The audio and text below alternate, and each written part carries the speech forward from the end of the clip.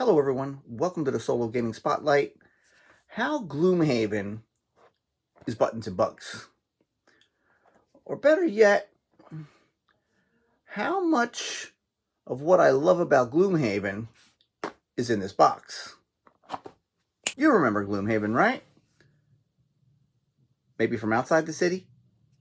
Of course you do. It's why you're here. It's why you clicked on that thumbnail. How well does buttons and bugs capture the essence of Gloomhaven? Well, in some aspects, I think it does it very well. The tactical combat and the hand management, I think it does it very well. You're still choosing your tops and your bottoms and making your decisions on what cards to play. Now, that is scaled down because you do only have 4 cards. They have an A side and a B side. Once you get done playing the A side, it flips over to the B side. Once you play the B side action, it goes to your discard pile. It's on a much smaller scale because in Gloomhaven, when you short rest or long rest, you're losing a card. You're losing 2 actions, the top and the bottom. In buttons and bugs, when you lose a card when you rest, you're losing both sides. You're using 4 different actions. So it's sped up. It's condensed. And the tactical combat's still there, just it's only one room. It's only ever one room, so you don't have to explore anything. The other thing that I feel it does very well is looting and upgrading. You don't loot like you did in Gloomhaven, where you collect the gold and then go to town and you purchase things or anything like that. But after you do complete a scenario, you have an item on the top and the bottom of the card. So basically it's like finding treasure almost. You get 2 new items to play with. You either use the top side of the card or the bottom side of the card, and you can bring that with you on the next mission or any mission thereafter. But you don't have any helmets or body or boots or anything like that. It's only items and hand items. So that's also scaled down. But I feel it does it very well. Before every mission, you're taking a look, trying to figure out which cards and which things should I bring, which items. Do I want to bring my shield 1 card? Do I want to be able to heal 1? Different little tactical decisions that you'll make beforehand to help you out for that mission. I feel like it does those 3 aspects very well. It really captures that. Character progression, it does that in a different way. I think it does it well, but it does it in a different way. So instead of you taking actions and gaining experience points, and then after a certain amount of experience points, going back to town and leveling up and getting a new card, after every certain amount of missions, you beat, the new scenario will tell you what level you are. And so if you get to start the mission as level 2, you get to upgrade one of your cards. So it feels like you're getting powerful.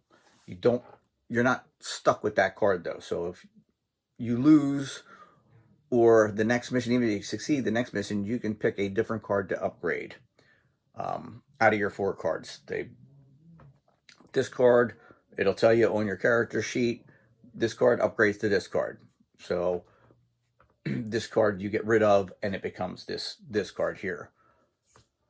That I feel it does well, the character progression, because it doesn't feel like you're stuck at a certain level. Every certain amount of missions you're going to upgrade, you're going to choose a new card, you get a new little attack modifier thing for when you are attacking the characters. You get to roll a die, so it does have a die in this. It's a Fudge Fate die that has 2 minuses, an O, which is your neutral, and then a plus. I just think the character progression, it does well. It doesn't get stale where you're stuck on a level for too long. Every couple missions, you get a new tool. Your hit points go up a little bit. You get a new modifier results, and you get to upgrade extra cards. So it does that well. Now, what it doesn't do so well are the legacy elements and the exploration and discovery. The story is very streamlined. You're not making any choices. You're not deciding if you're going to go close a rift or blow up the mage's tower or things like that. You are going to follow the story straight along, one mission after the other. Each character of the 6 starting Gloomhaven characters, those are the characters in the box, does have its own mission, but you don't have the choice. You go, if you're the scoundrel, or the silent knife, I'm sorry, you're playing a certain mission. and going to different and playing that different scenario. And legacy elements, you're not unlocking any new characters. The 6 characters that come with the game are the 6 characters you can play with. You're not getting any new characters. You're not closing off any things in the game. You're not unlocking any new packages or boxes that you get to open up and get some sort of surprise. So in that aspect, it lacks, as well as the exploration and discovery. You're not going around a map. You're following a streamlined story, as I touched upon earlier. If what you liked about Gloomhaven was the city events, the road events, unlocking different envelopes, different boxes, playing with other people, if that's what you really enjoyed about Gloomhaven, I don't think Buttons and Bugs is for you. Now, if what you really enjoyed was, which top action am I going to play with the bottom action, and how am I going to maneuver myself, what's the best, do I save my shield for next round? Should I do it this round? Should I heal this round, or do I go for the big attack? If that's more your thing, go for it. This is a game you'll like. The aspects that it's missing, I feel, are like I already explained. The legacy elements, multiplayer, of course, a sense of exploration. But all in all, when it comes down to it, for the price of the game, it gives you the feel of Gloomhaven. From my point of view, I think it does it good on a smaller scale, which is perfectly themed for the game. Anyway, until next time.